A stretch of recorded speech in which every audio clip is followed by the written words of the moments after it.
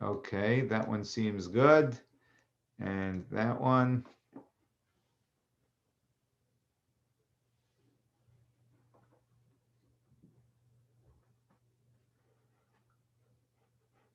Okay. Very good. All right. So hopefully you all already know about Monday night, 8 p.m., Rabbi Label Wolf. And we just got the first-hand testimonial from Barbara and Helene. They heard him on a Boca Zoom 10 days ago, and they said he was absolutely fantastic. No surprise. He's one of a kind. He's the author of the book called, what's it called? I think Simple Kabbalah, something to that effect. I may be getting the title wrong. Published by Random House, which is very impressive. But he's just a very fascinating and impressive individual. And he actually gave me a testimonial for my book. That was very gracious of him. So I have a special appreciation for him. Okay, so what I'd like to share with you tonight is there's a teaching in this week's Torah portion. This week's Torah portion is a double portion. Double portion means we read two Torah portions, we combine them as one. And sometimes that gets people, that's a put off for people, like, if I go to synagogue this Shabbos, it's going to be a long Torah reading. But here's the good news, by the way, that these two Torah readings, one of them is 30 verses, with 40 verses, and the second one is 30 verses, a total of 70 verses if you're good at math, which is shorter than most single Torah portions. That's very short for a single Torah portion. And that's what these two, so there are two mini portions that are put together, and after putting them together, there's still many. So don't worry about coming to synagogue if that's your concern. If your concern is that you have to protect yourself, that's good. So anyway, in the portion it says Ula Dafkabo, that one we have a commandment to cleave to God. And Rashi asks the question, how do you cleave to God? What is that supposed to mean? How do you connect to God? In fact, the Torah refers to God as the word of God is fire. You can get consumed if you get, not that God's physically a fire, but how does one cleave to God? So Rashi tells us, he davik b'talmidei chachamim, cleave to Torah scholars. That when we cleave to, well, I'm going to reword that slightly, but when we cleave to a tzaddik, to someone who is a godly person, a godly man, that's another way to say it, then we are connecting to God. Fantastic, all good. Except that this has been a source of great confusion for the Jewish people very often. I don't know if I ever shared this with you, but religion is dangerous. Do you know that? Religion is actually dangerous. I mean that very seriously. Religion is very dangerous. That's the reason why, so many tens of millions of people were killed in the name of religion, because religion is something that's really powerful. But when you take something very powerful and you misuse it, you have powerful negativity going on. So it's like a high risk game. If someone takes a high risk or they invest as I don't know the terms. Is it a bull is the high risk investor? Someone can nod to that one. Anyone know? I'm not getting any, at least not from the few. Let me try that again. What's a high risk investor? A bull? No one knows? A bull is optimistic. Is optimistic. Okay. Is that, someone who'll take big risks. Is that right?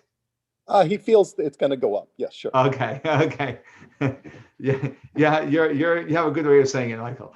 But I'm just gonna, for the sake of of the cause that I'm preaching here, I'm just going to say that he's a high risk investor. He's willing to take bigger risks because he's much more optimistic. Thank you for going with me. So religion is that. Religion is something which is unbelievably powerful, and arguably, actually, it's arguably necessary. It's actually arguably necessary. So,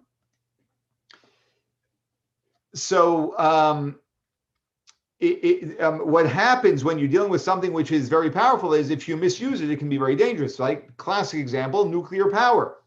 Nuclear power is unbelievably positive. It's also unbelievably negative. It just depends how you're using it. The thing is, because it's so powerful, the good you can get out of it is explosively positive. And the bad you can get out of it is explosively negative. So it's a much higher risk.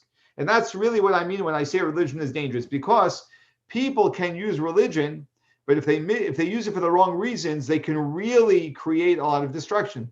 And we know that sometimes a religious figure that does things, that takes advantage of people through the power that he has as a religious leader, can create some heavy damage and gives him access to the ability to create damage that an average person doesn't have. That would be an example of it. So likewise, when we speak about leaders, this has been confusing because we've had leaders. I mean, the world has had many leaders, and the Jewish people also have had leaders that have misled many Jewish people and have created major problems. So what happens when we begin to put our trust in a particular leader is people become very uneasy. Like, whoa, it's one thing if you want to respect him, but you're venerating him way too much. Slow down over there, right? Everyone becomes very uncomfortable. And what the Torah is telling us is, if you want to cleave to God, you have to cleave to a Torah scholar. So how do we understand this? Can we put some perspective in it? Now, before I put perspective in it, I do want to say that with any type of a mentor, we do need to do our checks and balances to check out to make sure this person is a safe person. I'll use that word, is a safe person. And we have to ease into that relationship slowly so that we know that this person is authentic, is real, is trustworthy, is safe, all of those things. That is our responsibility as we approach someone as our mentor, as our leader. But why does the Torah actually give us this commandment? The Torah gives us this commandment because it is something that is like religion. It can be unbelievably powerful, as I'm going to explain in a moment. It could also be very manipulative and dangerous, like cult leaders. So, and I'm going to explain it by way of a fascinating historic story, just a snippet of a bigger story. The bigger story is the well-known Mendel Beilis trial in Russia in 1913, where he was tried. Mendel Beilis, obviously a Jewish man, was tried for the murder of a 13-year-old Ukrainian boy, which of course he didn't do. It was actually a blood libel. They claimed that he killed the boy for blood for matzah before Pesach, and it was a 2-year-long event. It caught the attention actually of the world ultimately, and in the court case, one of the individual representing Judaism, and that Jews don't use blood for matzah, but then Judaism at large was on trial in this trial. It wasn't just about matzah anymore. It was about vilifying the Jews, and therefore our case is a done case. So one of the arguments that they brought was they brought a guy who is a Gentile. I think he was a priest, if I remember correctly, who was supposedly a Talmudic scholar, and he in fact thought he was a Talmudic scholar, but to a Talmudic scholar, this guy was a real joke. He really didn't know he didn't understand the Talmud.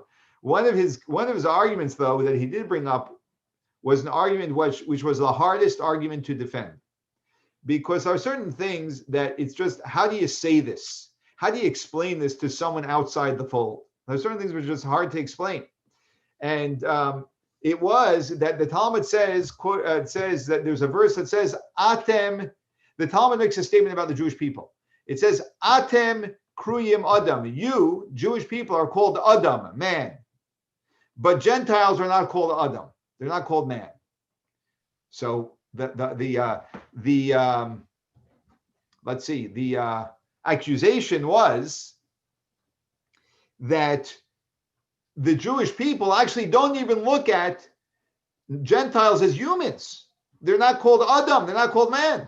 That's the reason why they don't hesitate to murder a Gentile child. This was a major accusation. And how do you explain this? How, in fact, do you explain this?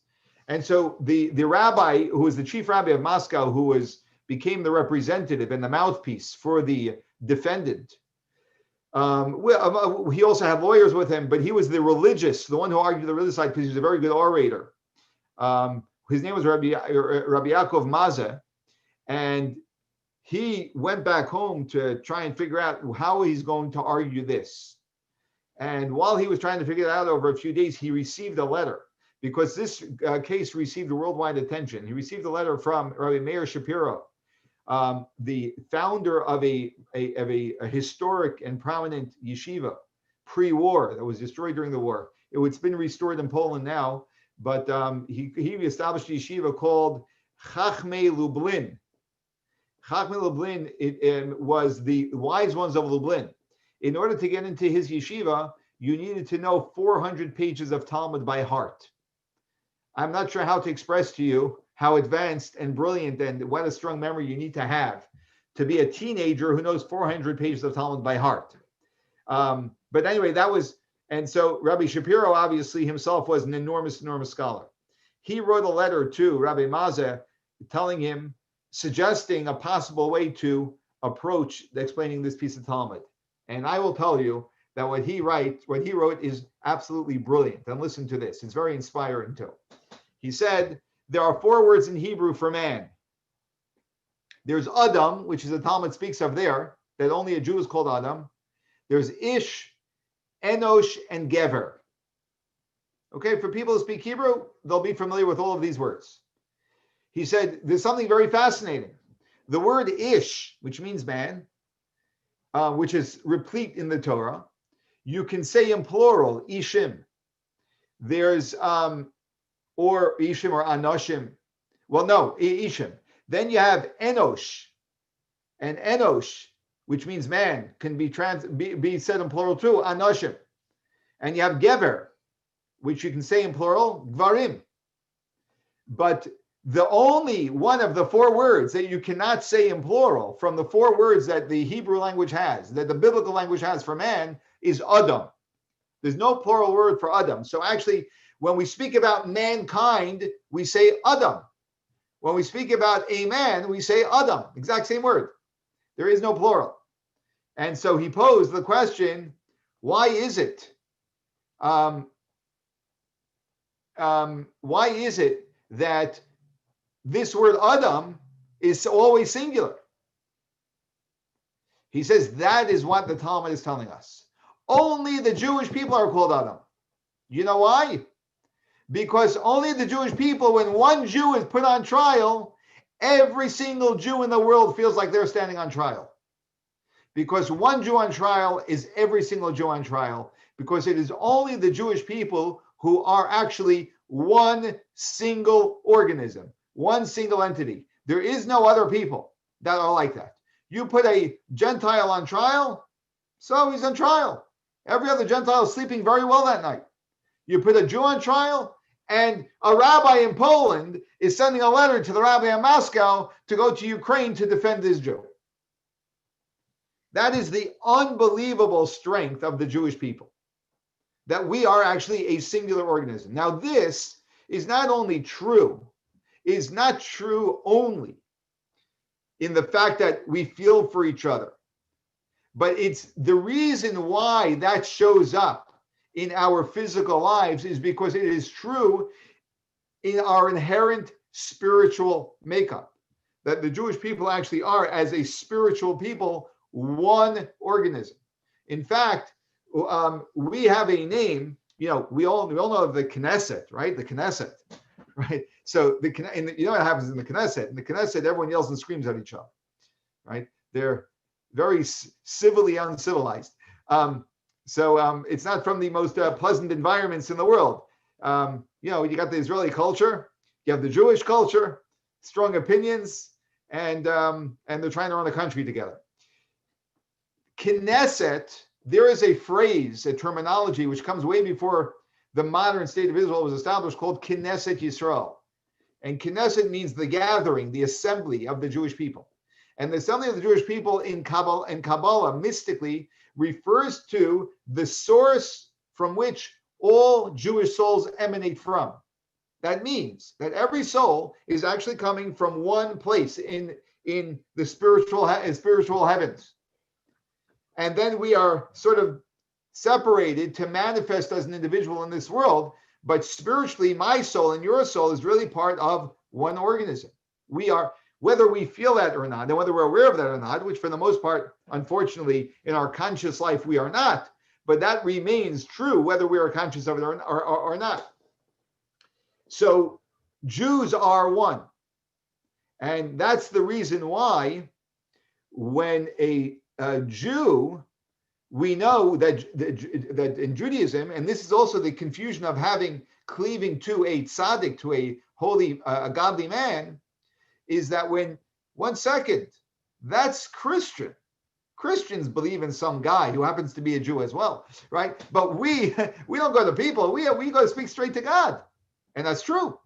Every single one of us has a direct line to God. We don't need any intermediary, and an intermediary is idolatry. So how does the tzaddik fit into this whole picture? Here's the thing. A tzaddik is not another person. You are not another person, and I am not another person. In our physical existence, we show up as individuals, but we are really one organism. And so the Hassam Sofer, who is a great rabbinic leader in, I believe, the city of Presburg in the 1800s, I believe he died in 1836, if I remember correctly. I'm not sure if I got that right, but around there. He studied it until today. He explains, based on Jewish law, that the reason why we can go to a tzaddik or a holy man and a godly man and ask him for a blessing is because what we're actually doing when we go to ask the godly man for a blessing is we're going to our best self. That's what we're going to. We're going to, if the Jewish people are a single organism, as the Alter Rebbe explains in Tanya, the godly individual is like the head or the brain of the organism. And we may be, I don't know, well, be complementary. We may be the arms of the organism. I won't say the toes of the organism. But whatever we are, right, in this single organism, it really doesn't make a difference. But the point is that the ones who are the leaders, who are the truly consciously connected with God, they are like the brain, the head of this organism. And so we're simply going to our own head, to our best self, which is more consciously connected with God and aware, more consciously and aware of that connection with God, to receive a blessing. So we're not going out of ourselves and we're not going to an intermediary. That's actually what he explains. But here's the beautiful thing. The beautiful thing is that in about 10 days, we're going to be celebrating and observing the holiday of Rosh Hashanah. And just like a tzaddik is a Rosh, the head of this organism called Knesset Yisrael, the Jewish people, Rosh Hashanah is called the head of the year. So here's the thing. The thing is that when we go to our head, which is a tzaddik, the reason why we're going to our head, which is a tzaddik, is because we're getting in touch with our better self, our best self. But we're also hoping that our best self is going to also help us as a part of this organism also rise up to discover our own best self as a part, not having to go to the best self of the entire organism, but actually reveal the best of our own self as a part of this entire organism. Rosh Hashanah is called Rosh. It's not called the beginning of the year, it's called the head of the year, because it offers to us an enormous opportunity. And the opportunity it offers to us is the opportunity to be able to tap into our deeper greatness, our deeper potential, to reveal our deepest strength. And our deepest strength is our divine self, our divine soul, which is aware of God. So the more we can get in touch with that, the more powerful of a person we become. And I'm just going to share why we become more powerful in just one little way.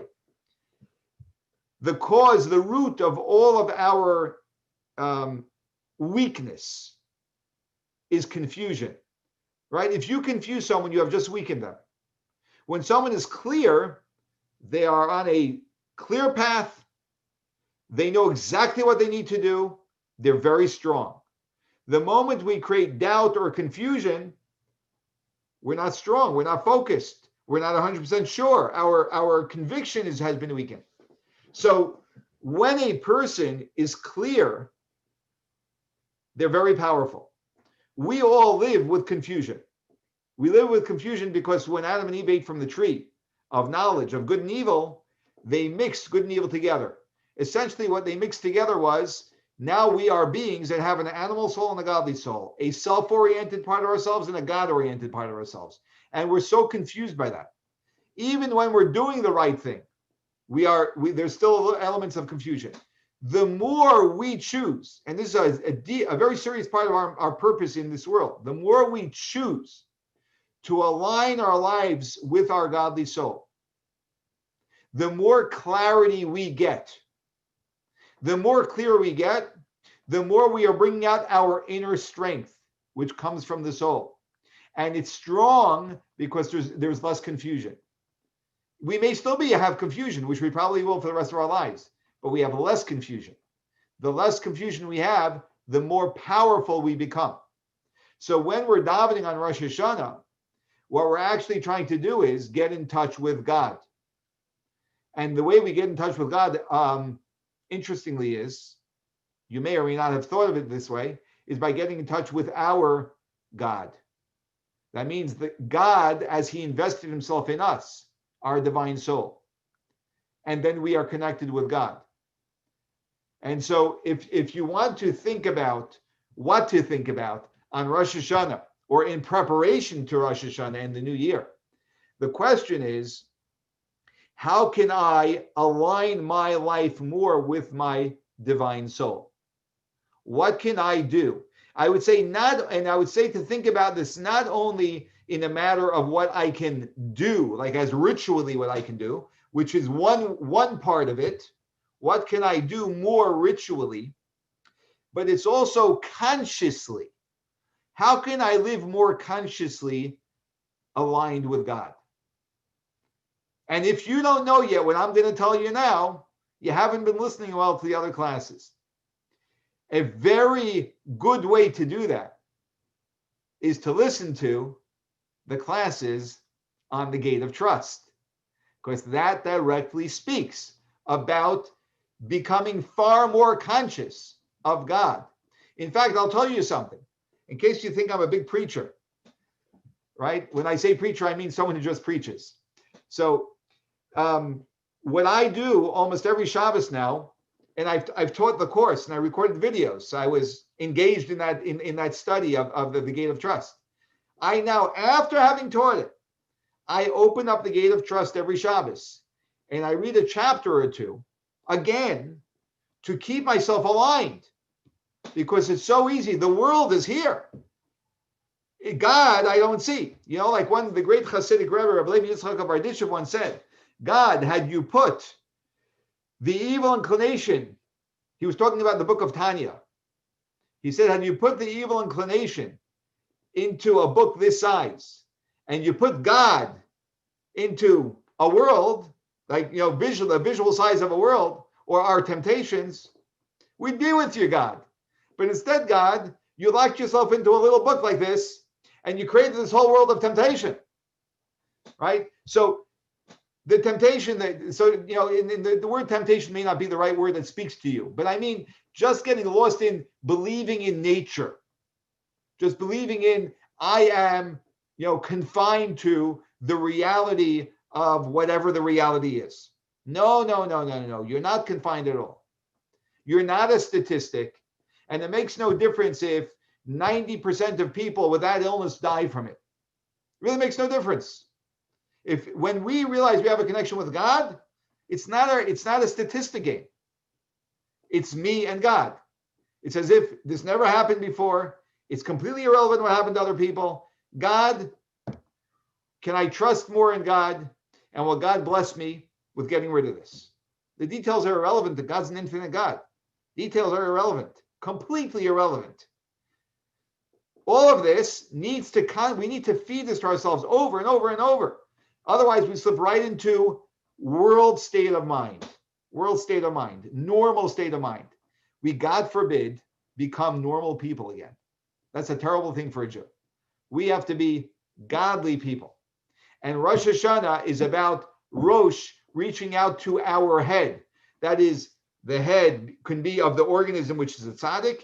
It can be the head of myself, which is my soul. So I bless all of us that we be blessed, that God give us inspiration and insight and desire to pursue this, so that as we prepare for the new year and as we step into the new year, we do so on a level which is much more God conscious and with much more God oriented behavior, both of them. Because when we become more conscious, naturally we start doing those God oriented rituals or behaviors. Those two are aligned. You can't have one without the other, otherwise something is wrong. There's something inauthentic. So I bless all of us to have tremendous success with that, and to create a much stronger bond with God, to know that God is constantly with us, to know that God loves us unconditionally, no matter what we've done in our lives, no matter how we're living our lives. God loves us unconditionally. And God's rooting for us to give ourselves the gift of being more God-oriented people. And hopefully together with all of our efforts, we will ultimately experience the revelation of God to the entire world, which is exactly what will happen when Mashiach comes. All right. With that, I conclude, everyone. And feel free to share, argue, correct, whatever you like.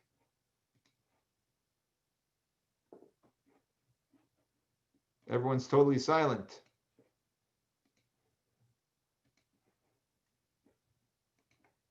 Let me see.